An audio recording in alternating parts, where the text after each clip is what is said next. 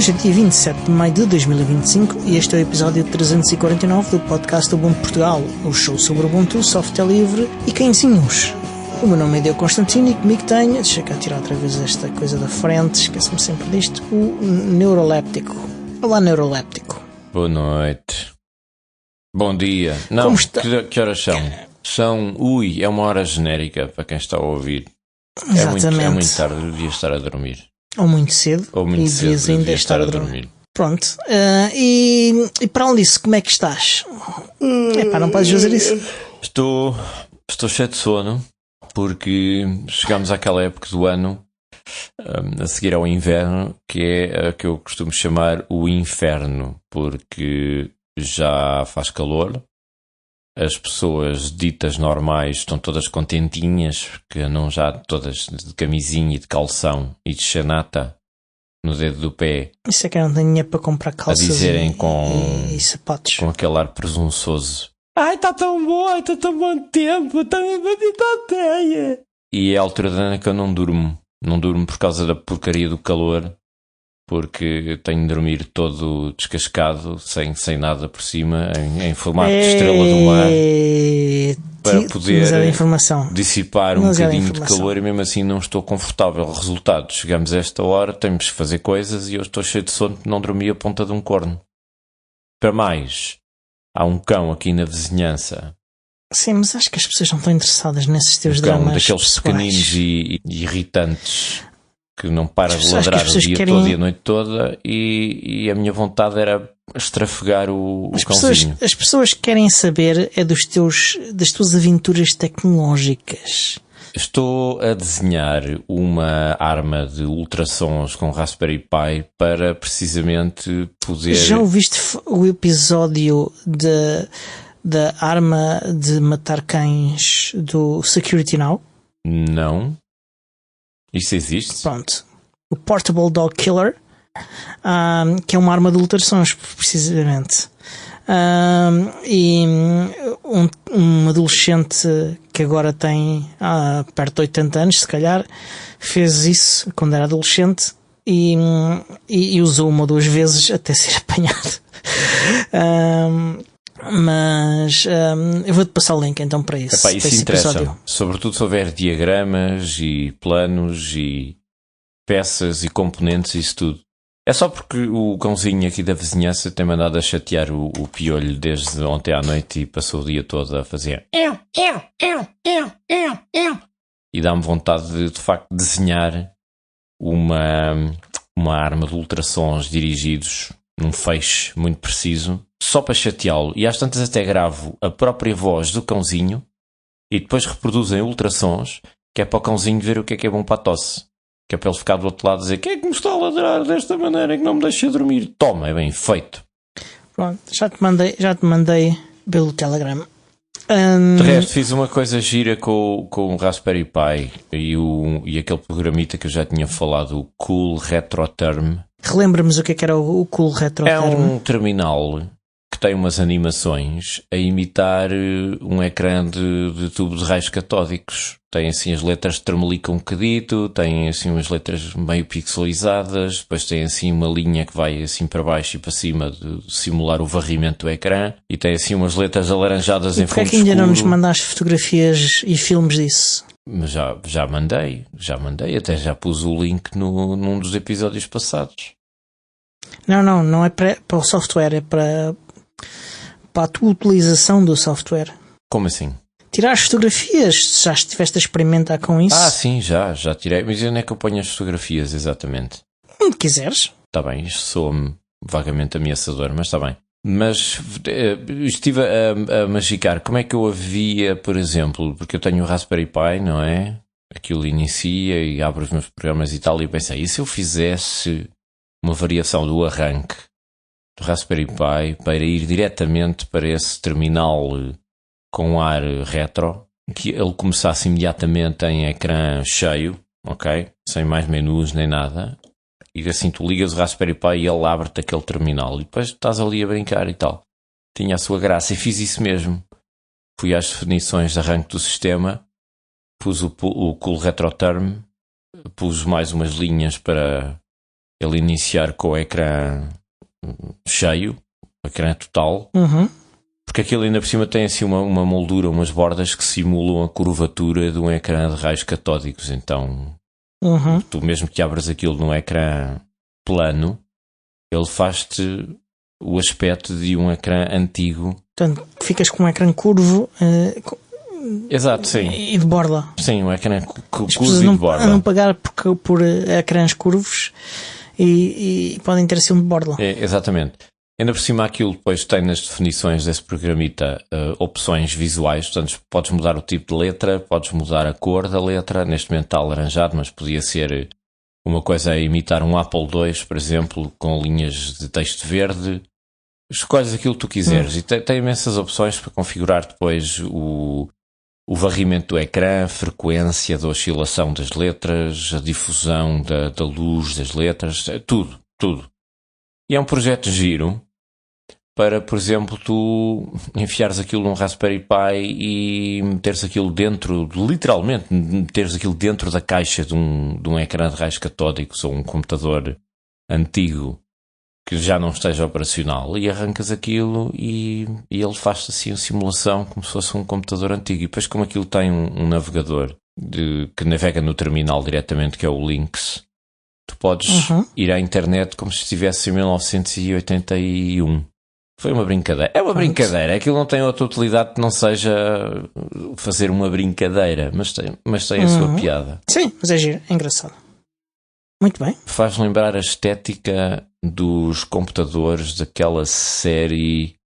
Como é que chamava aquela série da Marvel? Acho que chamava Loki. Acho que era o Loki. Não, sim. Os ecrãs da TVA. Sim, exatamente. Time Variance Authority, portanto, a autoridade de variação temporal, ou como é que chamava aquilo. Ele tinha aquela estética toda CRT, com o tom alaranjado e tal. É por aí. Foi inspirado nisso. Tem muita graça. Fiz isso. Muito bem. E andei também a continuar a minha pesquisa sobre leitores de livros eletrónicos que sejam uma alternativa às grandes lojas de livros massificadas e de aparelhos de espionagem como o Kindle da Amazon. Descobri meia dúzia de artigos muito interessantes. Vou pôr os links nas notas. Descobri uma tabela de privacidade de leitores de livros eletrónicos criada pela Electronic Frontier Foundation, EFF. Classifica, em termos de privacidade, o que é que se pode e não pode fazer com leitores de livros eletrónicos. Aquilo já é um bocado antigo, a mais recente que eu consegui arranjar é de 2012, mas é uma tabela comparativa que dá para ter uma ideia vaga das diferenças entre eles. E quando tu começas a ler os detalhes dos Kindle da Amazon, ficas horrorizado, porque a Amazon literalmente capta os dados todos dos teus hábitos de leitura. Fica a saber que livros é que andas a ler, em que página é que tu ficaste, que livros é que descarregaste, que até se escreveste notas nos livros, sublinhaste passagens. É um bocadito, é demasiado intrusivo para o meu gosto. Para o bom senso, diria eu. Vi umas instruções na internet, tenho andado a ver uns vídeos no YouTube e uns artigos em blogs sobre como libertar Kindles da Amazon, e até já vi alguns projetos de instalação de uma versão de GNU Linux que é o Alpine. O Alpine Linux, que a lógica é muito parecida com o Debian, por exemplo, embora use comandos ligeiramente diferentes e isso tudo. Mas o Alpine, daquilo que eu vi, é muito fixe porque é muito, muito, muito, muito pequeno e muito leve, é muito básico. Sim. São umas centenas de megabytes. É a distribuição mais utilizada em containers. Precisamente por isso. Mas tem algumas diferenças significativas de Debian. Pois, e eu estou habituado ao Debian, Ubuntu, portanto, para mim usar Alpine ainda requer assim uma adaptação, uma curva de aprendizagem mínima. Seria mais fácil para mim, por exemplo, se eu tivesse a opção de pegar num Kindle e espetar-lhe Debian em cima. Acho que isso me resolvia uma série de coisas. Mas eu acho que era muito interessante. Com o Kindle ou outra coisa qualquer, um Kobo, um Cervantes, fosse o que fosse, ter uma opção para formatar aquilo tudo, instalar-lhe um sistema GNU Linux por cima, seja Alpine ou outra coisa qualquer, reduzido ao mínimo essencial, Já uns módulos para fazer uma ligação de Wi-Fi se tiver, uns módulos para poder gerir um ecrã de toque de tinta eletrónica e os módulos do núcleo que fossem suficientes para meter um Core Reader em cima e está bom. E o resto é transferência de ficheiros. Se eu conseguisse fazer uma coisa dessas, já ficava contente. Não preciso de mais nada. A questão é que isso é a mesma coisa que fazer um port do Ubuntu Touch. E esses dispositivos são todos, de marca para marca, significativamente diferentes. E mesmo entre a própria marca podem ser significativamente diferentes, não só entre gerações, mas até entre batches de fabricação. Podem ter chips diferentes. Pois é. E porquê? Por causa das cadeias de abastecimento. Porque as marcas muitas vezes têm números limitados de chips. Não é nada por isso. Não. Isso tem alguma influência, mas basicamente tem a ver com os fabricantes não querem saber. E eles conseguem com alguma facilidade saber quais são os drivers que são necessários e metê-los lá, mas tu não consegues ter com aquelas memórias drivers suficientes para que uma versão funcione em todos. Portanto, tens que fazer uma com drivers para aquele dispositivo, outro com drivers para outro dispositivo, senão começas a meter demasiados drivers e enches a memória toda só com drivers. Ou, como se diz em português, controladores. Pronto. E serviços específicos para funcionar com cada driver. Bem, coisas que de facto deveriam ser desnecessárias, mas que ainda são e que ainda vão demorar alguns anos a deixar de ser. Pois, e a propósito disso, eu li um artigo também muito interessante que apanhei, que foi escrito agora há pouco tempo, em maio de 2025, chamado em inglês Whatever Happened to Cheap E-Readers? O que é que será que aconteceu aos leitores de livros eletrónicos baratos? Em que o autor de facto revisita projetos de e-readers que eram acessíveis, que eram baratos, que havia projetos inclusivamente que estavam disponíveis por menos de 20 euros e coisas assim. Isso desapareceu tudo. Deve-se muito também ao monopólio de uma série de patentes de ecrãs de tinta eletrónica e outras tecnologias. Deve-se também ao facto de que é um grande negócio também de ecossistemas fechados como os da Amazon. Enfim, isto tudo pôs-me a pensar, caramba, quão difícil seria, e isto é uma aspiração absolutamente teórica, quão difícil seria pegar num Raspberry Pi Zero, juntar-lhe um adaptador qualquer visual para encaixar um ecrã de tinta eletrónica com pelo menos 6 polegadas para cima, uma bateria. O Raspberry Pi Zero já tem uma entrada para um cartão micro SD, portanto o armazenamento e o sistema poderia ficar todo aí. O que é que faltaria? Depois só faltava assim uma moldura qualquer para meter esses elementos todos, enfim, empacotados, entre aspas, e se calhar eras capaz de fazer um leitor de livros eletrónicos feito com peças, literalmente. Mas se isso fosse fácil de fazer, eu tenho a certeza que já haveria gente a fazer isso. E portanto eu ando à procura de ver quem é que, se porventura não haverá alguém que terá feito uma coisa dessas, algures aí por esse universo. Não sei. E depois seria preciso compilar um núcleo de Linux para correr no Raspberry Pi Zero que estivesse adaptado precisamente. Tu precisas ter uma interface visual e uma interface de toque. E depois ainda tens de pensar em correr um núcleo de Linux nessa coisa que seja pequeno e leve, que não tenha nenhuma função acessória a não ser a gestão do carregamento da bateria, a gestão do interface visual e de toque, eventualmente ligação Wi-Fi para ter um navegador mínimo ou transferência de ficheiros. Eu não sei se o Raspberry Pi Zero tem Bluetooth. Tem? Já não me lembro. Deve ter. Se tem Wi-Fi, tem Bluetooth. O chip é o mesmo. Aquilo deve ter um modem qualquer lá metido para fazer transferência de ficheiros e para correr o Core Reader. Tu punhas o Core Reader para arrancar no arranque do sistema, ligas aquilo, puff, tens ali o Core Reader. A bateria até deve ser das coisas menos complicadas de se arranjar. Não falta para isso, são aquelas baterias de lítio achatadas. Metes ali, Depois o problema é o carregamento da bateria e a gestão da descarga da bateria e da voltagem e da amperagem. Isso é que é sempre uma dor de cabeça. Mas fora isso, caramba, deve ser possível. Mas isso é o tipo de coisas que é o sistema operativo que trata por ti, não? Sim, mas o sistema operativo tens de compilá-lo, tens de montar o sistema operativo. Sim, mas já tens drivers para isso tudo. Tens de ter um núcleo, tens de ter os controladores, tens de compilar aquilo tudo e tens de testar a ver se funciona, não é? Porque um Raspberry Pi Zero, sobretudo o Raspberry Pi Zero W2, que já tem comunicação de redes sem fios de base, é das peças de hardware mais acessíveis que tens para aí e, enfim, não é difícil de arranjar e não é difícil também de fazer experiências com isso. É assim, há ecrãs e ink para Raspberry Pi. Eu sei, mas são minúsculos. São minúsculos e são... Eu já estive a ver isso. São minúsculos e são para fazer pequenos painéis, interfaces e... Estou a olhar para um que não me parece assim tão minúsculo. Isso foi o que ela disse. Mas, não, mas esses ecrãs... Para tu teres um leitor eletrónico minimamente confortável para ler e que seja sensível ao toque, aquilo tem que ter uma certa dimensão. E para ter uma certa dimensão tens que ter o adaptador para o interface gráfico daquilo.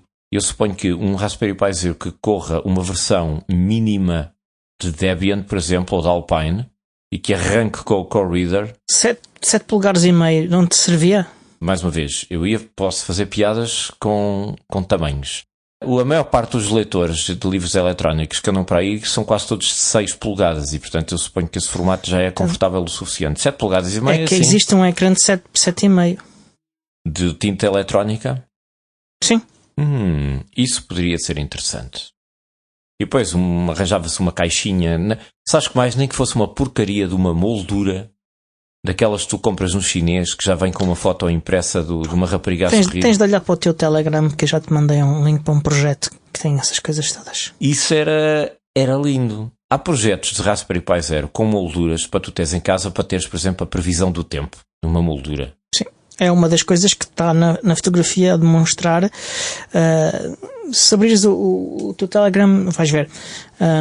Tem uma moldura, tem informação sobre notícias, uma série de outras coisas, e é precisamente o Raspberry Pi Zero com wireless e mais alguns dispositivos e uma bateria até de 2000 mAh.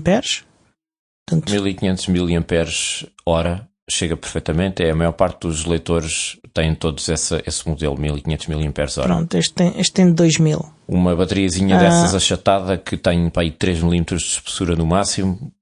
Raspberry Pi Zero de um lado, bateria do outro, encaixas tudo numa caixa que podes imprimir em 3D, está bom. Este projeto tem aqui diagramas e tudo, acho que é uma coisa interessante para ti.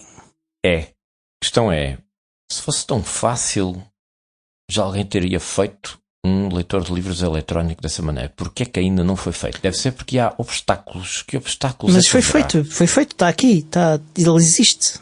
Tu mandaste-me agora o link. Sim.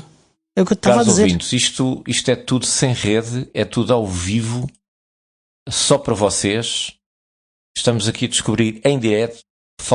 Eu tenho que meter aqui atrás, porque é em direto, um barulho de helicóptero. Um barulho de helicóptero das notícias. Para dar aquele ar de... estamos aqui em direto a ver o trânsito na A23, não sei. Um separador de notícias da última hora. Sim. E coisas assim desse tipo. Esta é uma... Como é que as tias fazem? Como é que se chama aquilo? Este é um alerta CM. Sim. Este é um alerta CM. É uma coisa assim desse género. Eu já andei a brincar com cenas do OBS para fazer uma coisa desse tipo, só que depois nunca mais tive tempo e nunca cheguei a implementar aqui no podcast. A verdade é que tu não és tão competente nessas coisas como a tia Inês, e é uma admissão que tens de fazer aqui ao vivo e em direto. Sim, ela simplesmente pegou no separador da CMTV, fez um clipe e utilizou. Eu estou criado de raiz. É diferente, aqui há criatividade, aqui há arte. Espera, há uma coisa que eu posso demonstrar também aqui ao vivo e em direto, que é, eu consigo fazer um barulho de um helicóptero da Bell, o famoso Huey, que é aquele helicóptero muito famoso da Guerra do Vietnã. o rotor só tinha 2 pás e portanto tinha um ruído característico que era assim.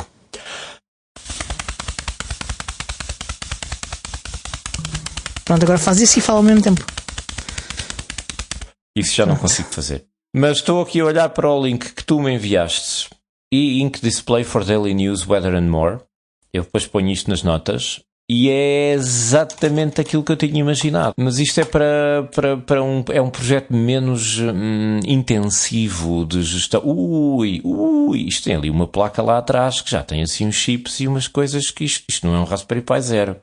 Isto é um adaptador de outra coisa qualquer. É um Pi Zero, é um Pi Zero. É um Pi Zero. Mas a placa é quadrangular. Isto não... é um Pi Zero, mas tem mais qualquer coisa. O que é isto? É um Arduino? O que é isto? Não, isto é um Banana Pi. Caralho, é isto? Não, isso é um Raspberry Pi Zero. É um Raspberry Pi Zero junto com um Arduino de prototipagem e uma bateria de 2000 mAh. Tem aqui uma interface gráfico. Ui. Ok. Isto é capaz de funcionar como plataforma.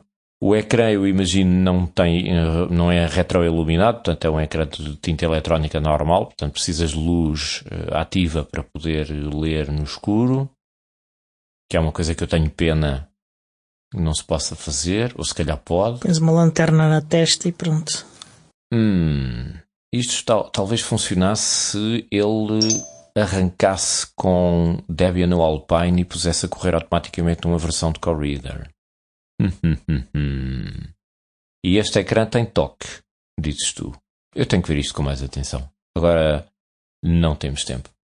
Não vi, por acaso não vi se tinha toque, mas verifica. Convinha que tivesse, porque há modelos de leitores eletrónicos que não têm toque. Ele não parece ter outra interface mais, portanto, mas na imagem ele também só está a mostrar coisas que ele não está a funcionar como leitor de e-books. Pois. Mas pronto. É uma espécie de terminal passivo de informação que é transmitida a partir de outro aparelho, julgo eu. E isso já é um bocadinho mais limitado. Por isso é que eu, quando a esmola é muita, o pobre desconfia. Mas tu arranjas um clicker ou um rato Bluetooth, uma coisa qualquer desse género e funciona para isso. Não, aí já estamos a adicionar uma camada de complexidade que não é aquilo que eu procuro. Eu quero um leitor de livros eletrónicos pequeno, de bolso, feito em casa, que eu possa meter no bolso, sair de casa e ler no comboio e essas coisas todas. É para isso que ele serve. Não quero andar com acessórios, nem ratos, nem botões mecânicos, nem a ponta de um corno atrás. É só... No fundo eu quero um leitor de livros eletrónicos igual àqueles que estão todos no mercado, mas feito em casa, com cuspo e um autocolante, fita cola e essas coisas. Isso é que era um projeto interessante. E as pessoas dizem, onde é que compraste o teu? Não comprei. Fiz às peças. No fundo, como tu às vezes fazes com um PC, não é? Acho que fazer exatamente sem compromissos vai ser especialmente difícil. Pois, por isso é que eu digo, se fosse fácil já tinham feito, não é? E não me parece que isso ande por aí. Pois. Mas isto foi 5 minutos, menos de 5 minutos de busca, portanto. Depois há outro engulho que eu ando a estudar, que ainda não me debrucei sobre isso, porque tenho medo de cair da varanda, como um oligarca russo, às vezes acontece. É isso, e ao morreres intoxicado por chá. Chá daquele radioativo. Ou a abrir a porta de casa. Exato. Tudo pode acontecer neste mundo, é perigosíssimo. E já que estamos a falar de máfias e de pessoas que morrem em circunstâncias suspeitas, como é que eu vou ultrapassar o engulho de ter de usar o Adobe Digital Editions para poder aceder a livros da BiblioLED da rede de bibliotecas públicas? Não tens de usar. Olha que não. Eu tenho a certeza que é possível correr alguns o Adobe Digital Editions num ambiente contido em Linux, no Wine, uma coisa assim. Não precisas. Não foi isso que me disseram. Mas disseram-te mal. Então, já precisas. tivemos esta conversa. Pois tivemos. No site lá enterrado há indicações sobre como fazer tudo integralmente em Linux com aplicações nativas de Linux. Porque isso era perfeito, que era ter um leitor eletrónico feito em casa às peças, poder aceder à BiblioLED, requisitar os livros na BiblioLED, descarregá-los, lê-los nesse leitor e tunga, tudo normal. Será que é possível? Não sabemos. Eu já disse que eu tinha a dizer sobre isso. Eu também não vou repetir, não vale a pena, já falámos sobre isso no episódio passado, mas fica a dica. É isso. Pronto, foi o que eu andei a fazer. E vi fotos na internet de um francês a usar um Minitel num comboio. Foi assim um bocadinho estranho. Links nas notas. Sim. Pronto. Eu tive pouco tempo. Tenho visitas cá em casa e tudo. Portanto, não tenho tido muito tempo. Mas, entretanto, já me chegou o ecrã novo para o Fairphone 4.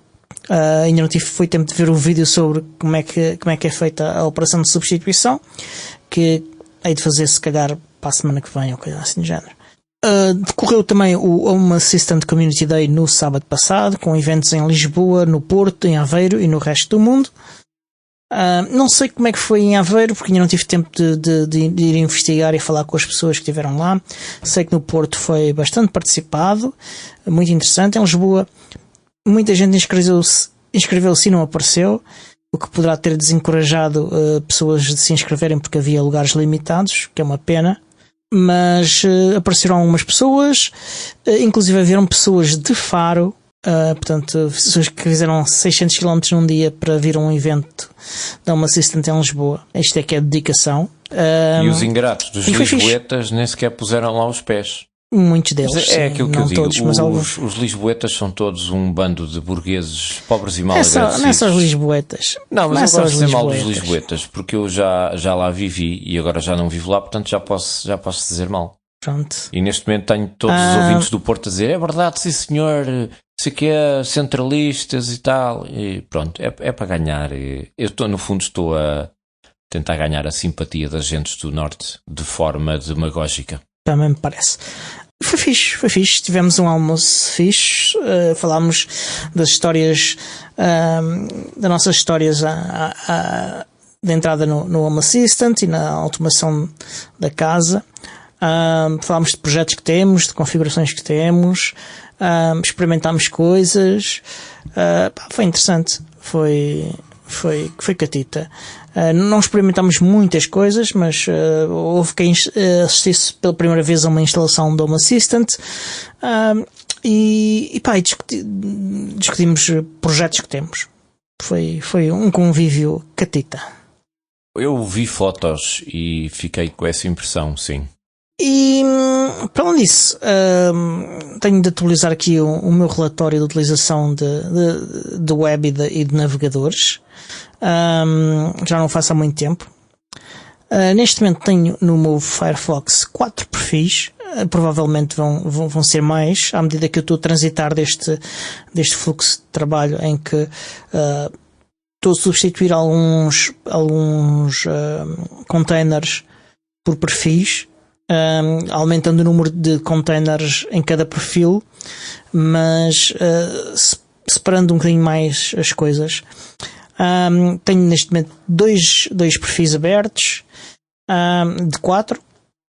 Num deles tenho 5 tabs em 3 janelas e no outro tenho cerca de 133 tabs em 2 janelas. Isto é essencialmente resultado de pesquisa que eu fiz antes de ir de férias e que ainda não consegui absorver. Tenho cerca de 1694 páginas arquivadas no meu arquivo pessoal do Internet Archive. E como estou a utilizar já múltiplos perfis de Firefox, vou deixar de falar do número de bookmarks que tenho, em particular no Tabstash, porque isto está-se a multiplicar muito e vai se tornar insustentável. Queria só fazer serviço público, dizer que tabs em português pode ser traduzido por pestanas, abas ou separadores, e bookmarks pode ser definido como favoritos ou marcadores. Tá bem. Quanto à semana, já está tudo falado. Então, o cantinho do Dr. Miguel. O cantinho do Dr. Miguel parece uma daquelas coisas de gabinete para vamos tirar dúvidas sobre sexualidade e coisas assim. Mas está bem, mas eu aceito. É uma função da qual me incumbes, que eu aceito de bom grado. Portanto, já sabem, o número está a desfilar na parte de baixo do ecrã. Se tiverem dúvidas sobre verrugas em sítios suspeitos, comichão, ardor e coisas assim, telefonem. descrevam em detalhe as vossas aflições com o vosso nome completo, que é para podermos humilhar toda a gente em direto aqui nesta rádio da vossa preferência. Já sabem, a linha telefónica está aberta, aguardamos o vosso contacto. Silêncio total. Pois. Agora tocava mesmo o telefone. Tinha a sua graça. Sr. Doutora, tenho aqui uma instalação de Linux. Desde que instalei Kali Linux, que tenho assim prurido e eczema no pescoço, como é que eu trato isto? Pronto, adiante. Foi-me parar às mãos um artigo muito interessante sobre as grandes transformações em curso nos Estados Unidos. Eu depois deixo o link nas notas. O título do artigo e o início do artigo são um bocadinho enganadores. O artigo começa por fazer um paralelismo que eu acho que é um bocadinho abusivo e pateta entre as transformações que se estão a desencadear nos Estados Unidos, com uma certa radicalização do discurso e radicalização das pessoas que acedem ao poder legislativo e executivo e isso tudo, e faz um paralelismo disso com a queda da URSS e com a estagnação de uma série de sistemas de governação e de contradições estruturais que depois resultam num colapso social.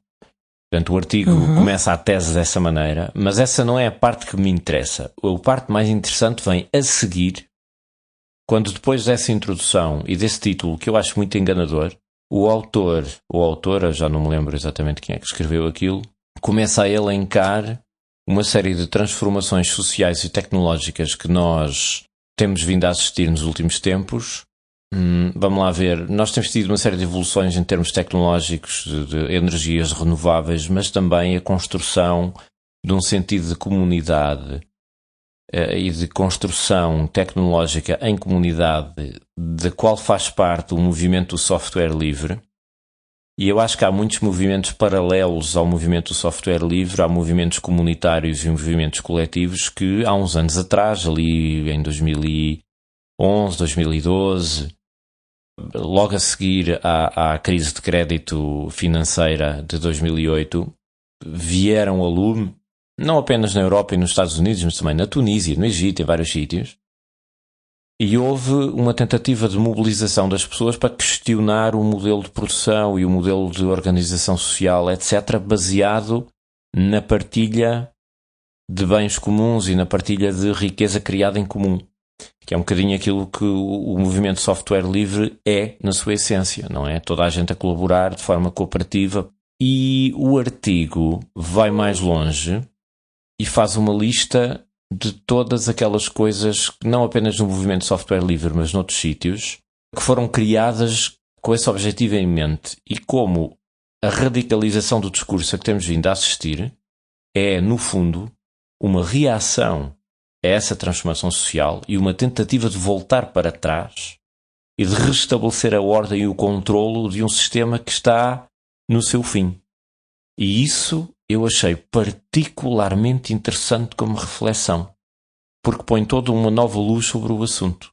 Ou seja, um bocado a defesa dos combustíveis fósseis e a defesa de uma certa regressão social em termos de direitos, a defesa do retorno a valores ditos tradicionais, tudo isso faz parte de um movimento de reação, porque há uma ordem social e uma ordem tecnológica que estava ou que se sente ameaçada pelo surgimento de cada vez mais movimentos coletivos que são baseados em solidariedade e em partilha. Eu, por acaso, acho que há um bocado disso, mas acho que a situação em que nós estamos por acaso, melhor definidas pelo Yanis Varoufakis como neofeudalismo tecnológico. Há quem lhe chame neoliberalismo, eu chamo-lhe neofeudalismo, porque há uma grande concentração de poder e de dinheiro no topo, nas mãos de uma minoria, que depois pratica economia rentista pura, baseada nesse estabelecimento dessa relação de poder. E eu acho que aquilo que nós estamos a ver acontecer agora, e que se vai acelerar nos próximos anos, é precisamente a tentativa de construir de forma imutável essa relação essa estrutura de poder, de modo a que ninguém possa desafiar essa estrutura. Mas o artigo que eu descobri aponta uma série de pistas para o futuro e é isso que eu acho que é mais importante nesse artigo. E eu não concordo com tudo o que lá está, mas... O artigo é escrito por Nafiz M. Ahmed, que é o autor do site. Exato. O site chama-se ageoftransformation.org. Sim. O artigo para mim não é resposta a problemas ou seja o que for. Eu achei o artigo muito interessante porque aponta muitas pistas para reflexão. É um bom ponto de partida para pensar, o que é que nós podemos fazer para tornar a coisa mais acessível, para tornar a coisa mais universal. Eu acho que é um bom ponto de partida. E por isso eu achei tão interessante, ilumina ali certas coisas que as pessoas não têm noção. E que eu próprio também não tinha prestado atenção ainda aos detalhes. Mas que recomendo. Vão ler, vale a pena. Vamos então ao nosso cantinho do Firefox. Vamos lá então ao cantinho do Firefox. Passemos então ao separador.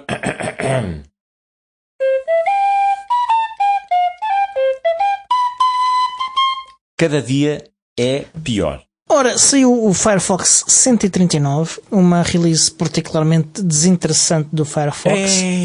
Que é isto? Começamos logo com insultos. É verdade. Há umas melhorias de performance no protocolo HTTP3.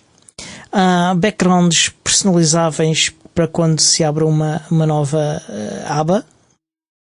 Mas ainda assim disseste backgrounds, não é? Em vez de fundos. Também, Pronto. É verdade. E é essencialmente isto. Há mais algumas coisas, mas este é o que é mais digno de nota neste Firefox 139. Então, e não há assim mais nada a acontecer debaixo do capô, como dizemos em francês? Há muitas coisas, há sempre muitas coisas, mas explicá-las todas e falar elas todas era um episódio, aliás, nem chegava sequer a um episódio do podcast. Portanto, a gente tem de falar só das mais relevantes e que as pessoas podem eventualmente vir a sentir mais facilmente. Entretanto, outras coisas interessantes que estão a acontecer no reino da Mozilla é que a Mozilla decidiu que vai encerrar o Pocket. Tu eras utilizador do Pocket, não eras? Ou não? Fui utilizador do Pocket durante um período muito breve, até que eu tive dúvidas éticas sobre a utilização do Pocket, do género: porque é que eu estou a armazenar coisas que eu gosto de ler mais tarde em servidores alheios? Não me parece seguro e não me parece recomendável, sobretudo com as minhas navegações na internet, que são perigosamente subversivas e dedicadas à revolução social e a trazer os amanhãs que cantam. E eu pensei, é melhor deixar de usar. É melhor deixar de usar, vou passar a fazer as coisas localmente. E deixei de usar e apaguei a conta e isso tudo. Além disso, como eu deixei de usar Firefox, passei a usar o LibreWolf, também desliguei tudo o que era tralha baseada em servidor alheio. Portanto, tudo o que fosse serviços de sincronização do que quer que fosse, coisas armazenadas em servidores remotos, blá blá blá, tentei desabilitar isso ao máximo. E portanto, Pocket foi-se. Não, entretanto, tenho usado o Tabstash como forma alternativa e preguiçosa de... Mas o Tabstash não armazena. É um link apenas. É um bookmark, na verdade.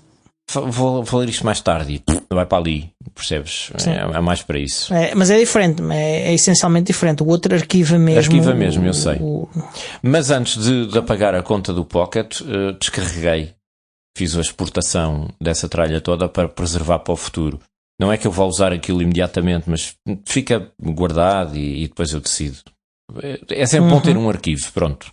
Mas apaguei a conta.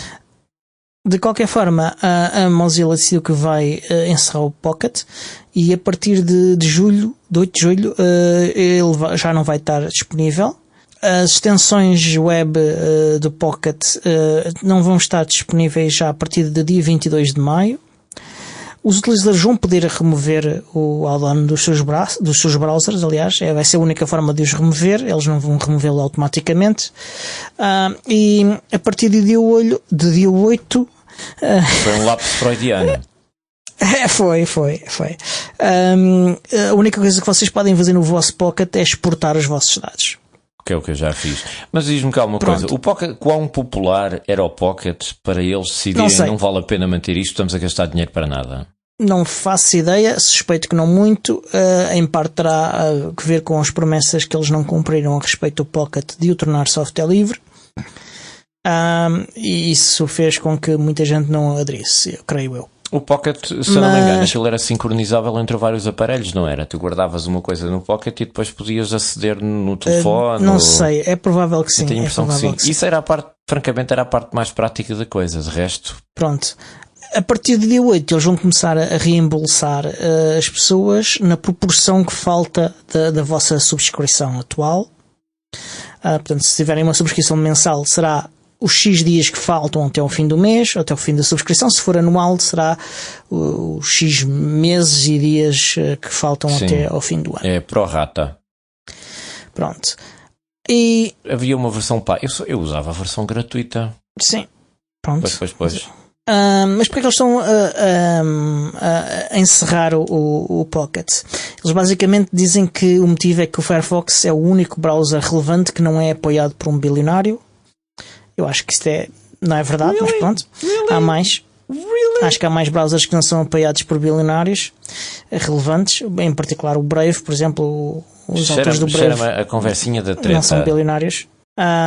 Mas pronto, eles estão a considerar relevantes apenas o Chrome e o Edge. Mas pronto, eu diria que pelo menos o Brave e o Opera são relevantes e talvez o Vivaldi também. Espera aí, mas o Brave não tem lá por trás algum tipo de capital de investimento daquelas firmas de investimento VC, Venture Capital? Não sei. Capital aventureiro, como eu gosto de lhe chamar. Olha que eu acho que tem. Não sei. Portanto, aí a dizer que não é suportado por bilionários, cuidado. Aliás, nós nem devíamos dizer bilionários, devíamos dizer multimilionários, que é a expressão correta em português. Fica só a nota, que é para o chato de serviço. Pronto, é multimilionários que se deve dizer. Pronto, era só isto. Obrigado. Sim. O Pedro Gaspar está no chat a dizer que o Brave foi patrocinado por uma shitcoin. Sim, é verdade. E o que é que encerra mais também? O Fake Spot, que é um serviço que quase ninguém conhece. E o que é o Fake Spot? Pergunta, o que é o Fake Spot, que eu não faço a menor ideia? Era um serviço online da Mozilla que utilizava IA para detectar reviews falsas em sites de compras. Deixa-me adivinhar, também não funcionava muito bem, certo? Ou ninguém não usava? Não sei, nunca usei. Mas pronto. Eles dizem que querem focar-se no browser, no Firefox, e que isso leva ao encerramento disto. Eu acho que isto é uma asneira. Eu acho que há pelo menos alguns problemas com o Pocket. Já apontei um, que é não ser software livre. Esse é para mim o principal problema do Pocket. Mas eu acho que estes serviços adicionais que funcionam em cima do browser é o tipo de serviços que pode convencer as pessoas normais que não têm motivações ideológicas a dar dinheiro à Mozilla. Eu acho que a Mozilla, em vez de estar a encerrar este tipo de coisas, devia apostar em renová-las e a torná-las atrativas e sustentáveis e criar uma fonte de receita para financiar o Firefox.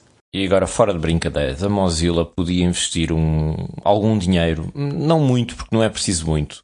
Podia inscrever-se numa academia de tiro, ou um clube de instrução de tiro, por exemplo, que não fica assim estupidamente caro, e podia fazer um pequeno curso de instrução de tiro que dura para aí uma semana, para aprender regras básicas de segurança sobre como travar uma arma, como colocar uma arma, limpá-la, tirar a munição, verificar se não tem munições na câmara, etc, etc, para evitarem dar tiros nos pés, que é o que eles parece que estão a fazer ultimamente de forma constante.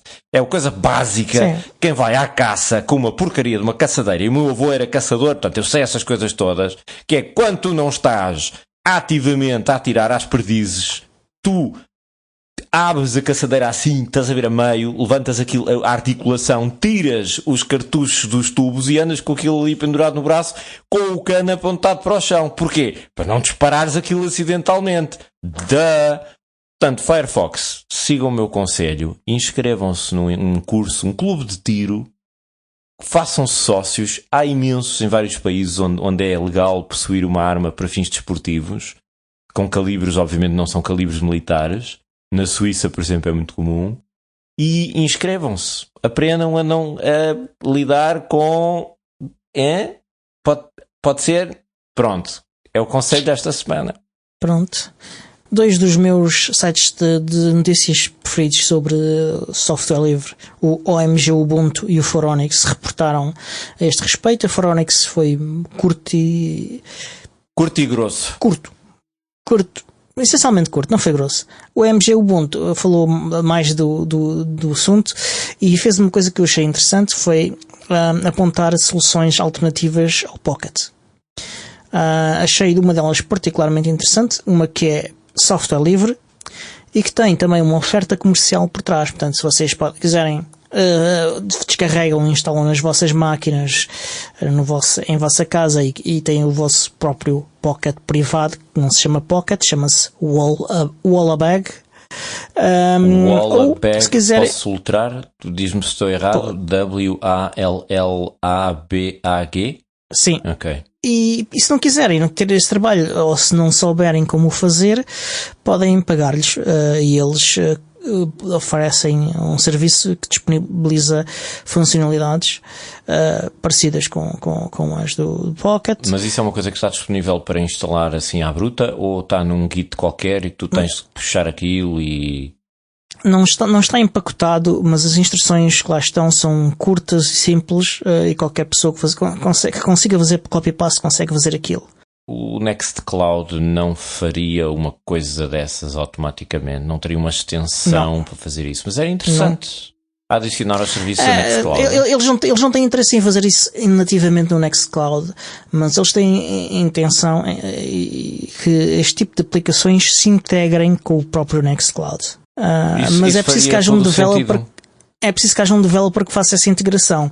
Mas é que como há cada vez mais gente a usar o Nextcloud como alternativa a serviços de sincronização e isso tudo, acho que faria todo o sentido teres uma extensão para um navegador, fosse qual fosse o navegador, agnóstico, que mandasse isso para uma pasta qualquer de Nextcloud em que os meus favoritos ou os artigos que eu quero ler mais tarde, porque tens lá já tanta coisa, porque não também isso. E não deve ser assim estupidamente difícil. Se tu metes as tuas credenciais no Nextcloud, uma extensãozinha que pega estás a navegar, carregas um botão, aquilo manda, sincronizas com todos os aparelhos que tu tens ligados à tua conta de Nextcloud. Para mim faria todo sentido. E harmonizava o processo todo, porque tens partilha de documentos. Eu abri aqui a App Store do Nextcloud e estou a ver uma coisa. Mais uma vez, em direto. Estamos a fazer isto sem rede. Helicóptero. Exatamente. Isto é um alerta Ubuntu.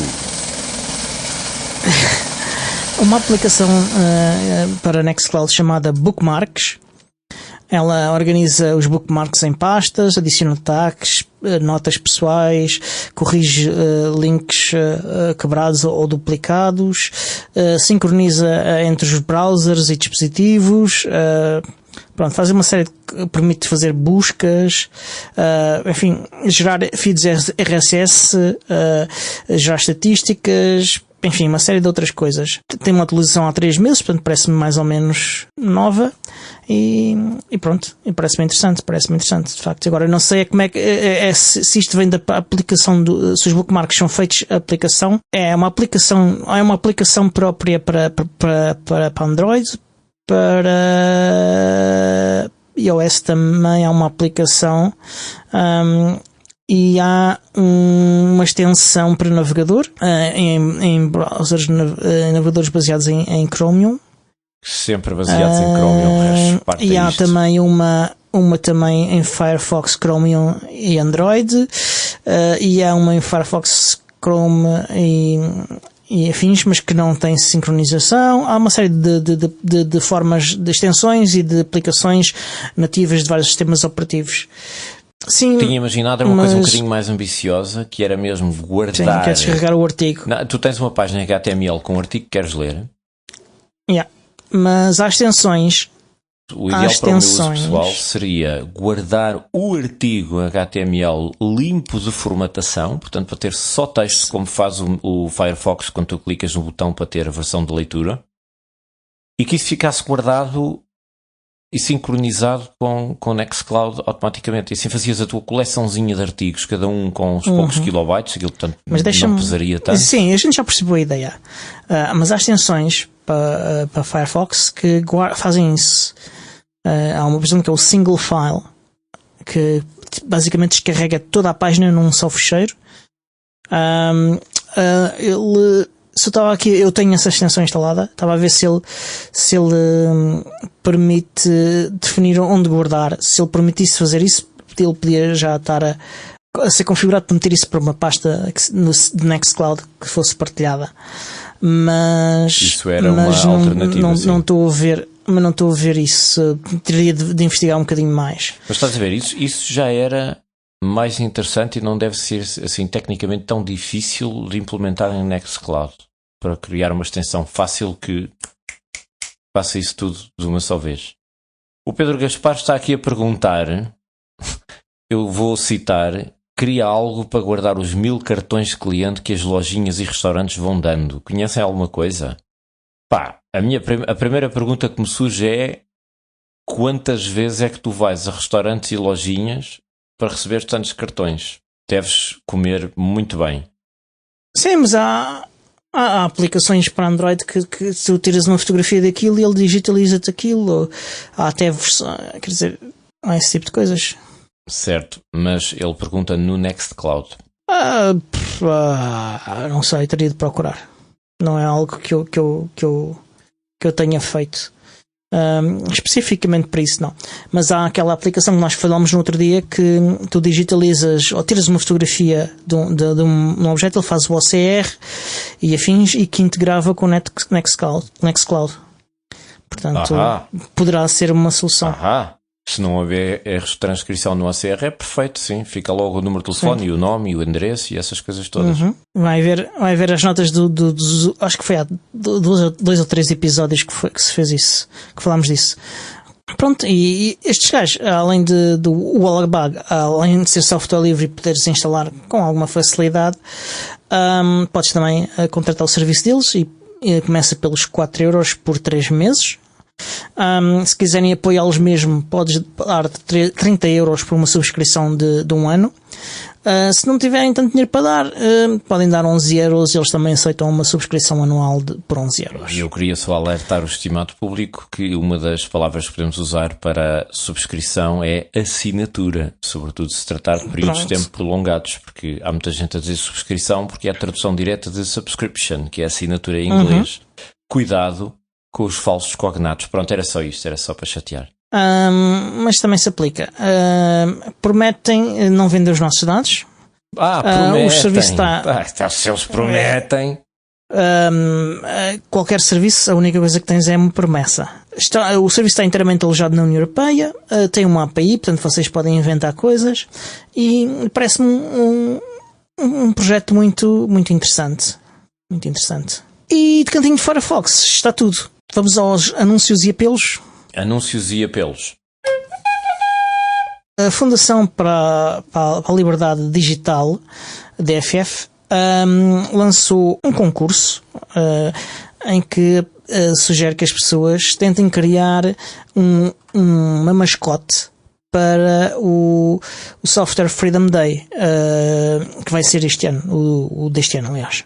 Portanto, se vocês quiserem participar e ganhar uma tablet de desenho digitalizadora muito catita, estou a olhar para ela, ela tem grande aspecto.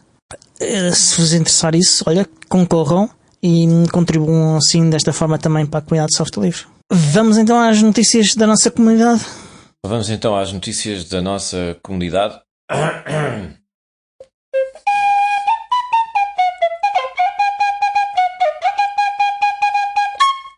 É possível. Pronto, acho que as pessoas gostaram principalmente desse fim que tu puseste isto em cima. É terrível. Está cada vez pior. Sim. O Luís Louro, um dos membros da nossa comunidade, muito ativo no Telegram, lançou mais um projeto. Este chama-se AskDan. E o que é que faz o AskDan? O AskDan basicamente perante questões que vocês coloquem ao Dan sobre software em específico, ele faz recomendações sobre se instalar o pacote Deb, Snap, Flatpak ou AppImage. Basicamente vocês escrevem Ask Dan e depois o nome do projeto e ele responde sobre formatos é que é que esse pacote está disponível e qual é que é o que é recomendado. Eu achei engraçado o projeto e deixo aqui ele está disponível como um Snap e deixo aqui o meu desafio, que é instalarem, testarem, submeterem mais pacotes, olhem para os bugs que lá estão, validem-nos e proponham patches, contribuições que são necessárias. Alguém tente criar uma interface para o utilizador gráfica.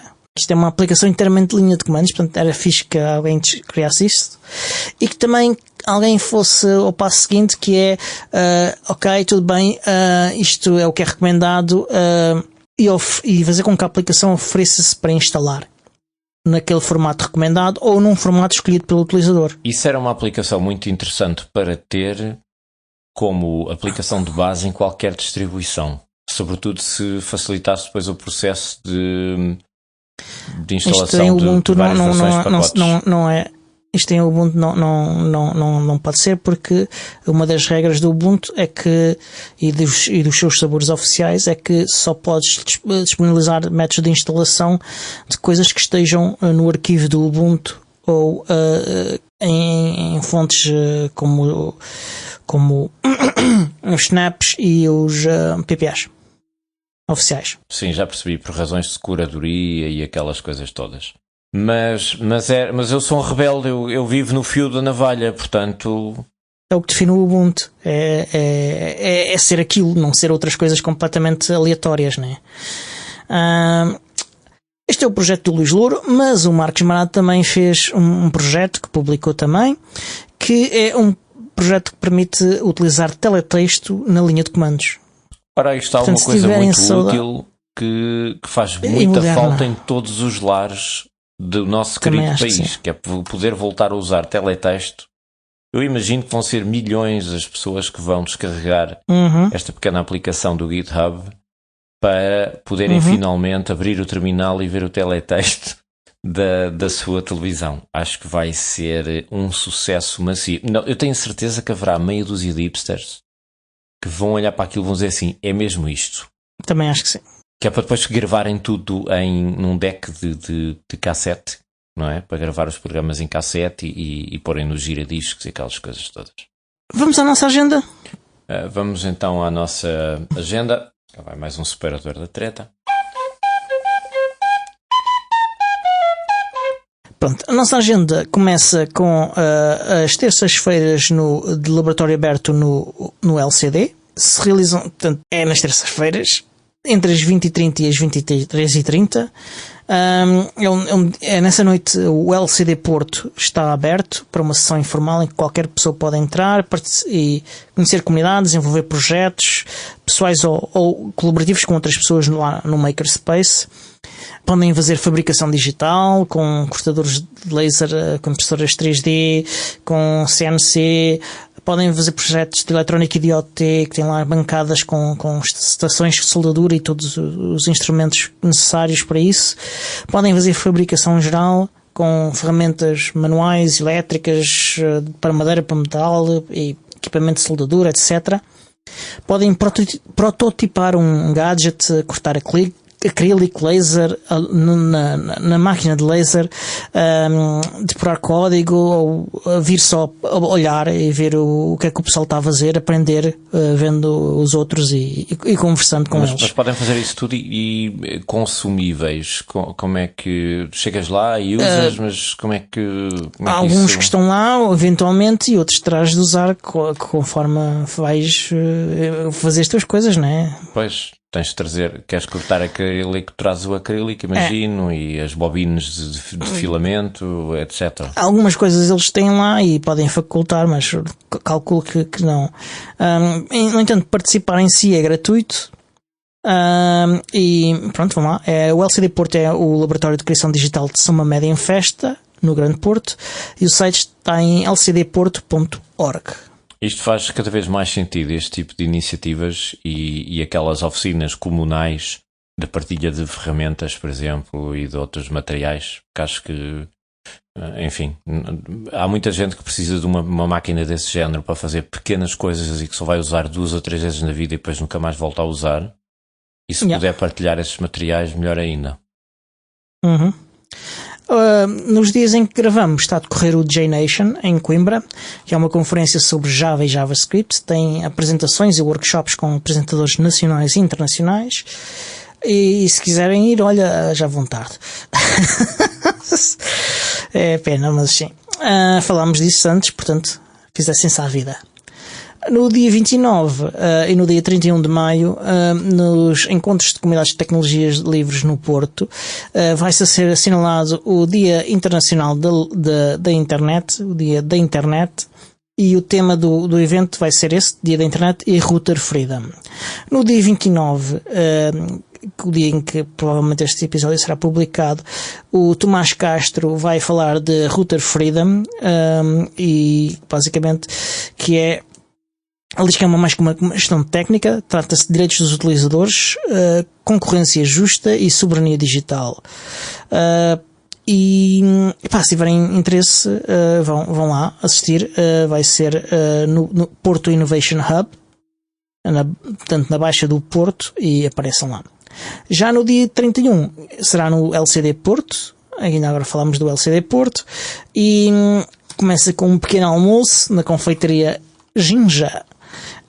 Depois da recepção vai haver um workshop de OpenWRT, ministrado pelo Filipe Pereira, aliás, peço desculpa, o Filipe, e vai ser mesmo um projeto em que vão poder explorar o poder e flexibilidade do OpenWRT, que é uma distribuição de Linux otimizada para equipamentos de rede, diria que utilizado para equipamentos de rede, em particular sem fio. E apareçam, vão poder aprender como fazer isto tudo, como disponibilizar a internet através de um telemóvel via USB e como implementar uma rede privada virtual, uma VPN com WireGuard.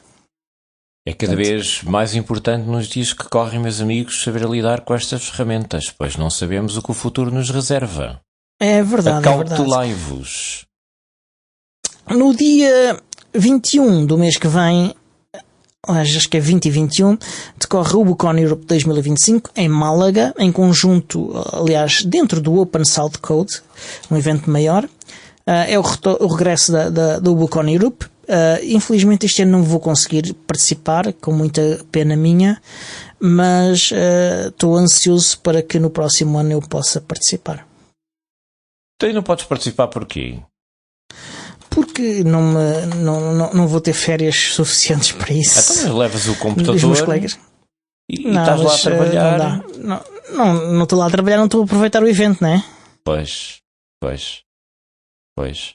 Olha, se calhar na véspera da UbuCon podes ter uma indisposição e tens de meter baixa. Não. Assim, estou-me a sentir tão mal. Estou aqui com os suores frios. Até eu. O que é que você tem? Já foi ao médico? Já. E tem o que é que tem? Diagnosticaram-me com uma ubuconite. É uma alergia que me dá nesta altura do ano. Não? Pronto. Não. Mais tarde, de 13 a 5 de outubro, vamos ter a festa de software livre, que vai decorrer na Faculdade de Engenharia da Universidade do Porto.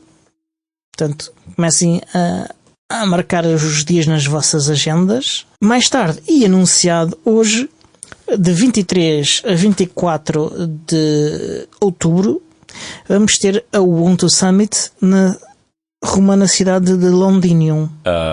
Londinium?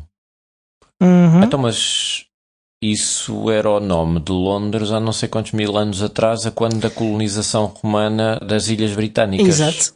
Exatamente. Que aconteceu pouco depois da ocupação da Gália. Pois, não é? Continua? Mas tu tinhas-me dito que aquele projeto da máquina do tempo tinha corrido mal da última vez por causa daquele dinossauro que tu soltaste alguns no outro dia, que era suposto não falarmos sobre isso. não confirmo nem desmento. Mas pronto, o Mauro publicou hoje um artigo no blog do Ubuntu a anunciar isto, e pelo texto está tudo muito focado em comunidades locais do Ubuntu. Portanto, se isto é algo que vos interessa, comecem a preparar-se, tornem-se membros do Ubuntu e coisas desse tipo, para terem probabilidades de serem financiados nesta viagem a estas terras bárbaras e fabulosas. E vamos lá ver se em outubro ainda conseguimos viajar para o Reino Unido, visto que há toda aquela confusão dos vistos e passaportes, que eles já não fazem parte do espaço Schengen, e pelos vistos em Lisboa temos andado com uns engulhos relacionados com viagens e controlos aeroportuários e essas coisas todas que envolvem CEOs de conhecidas companhias não envolvem, da internet. Não, porque ele nunca esteve no aeroporto de Lisboa. Tires, foi em Tires. Pois, e não foi, o problema dele foi completamente diferente. E pronto, resta só dizer que este show é produzido por mim, Diogo Constantino, pelo Miguel e pelo Tiago Carrondo, e é editado pelo Xande Carrapiço, o Senhor Podcast. E até para a próxima! E até para a semana. Para a semana. Sim, para a semana.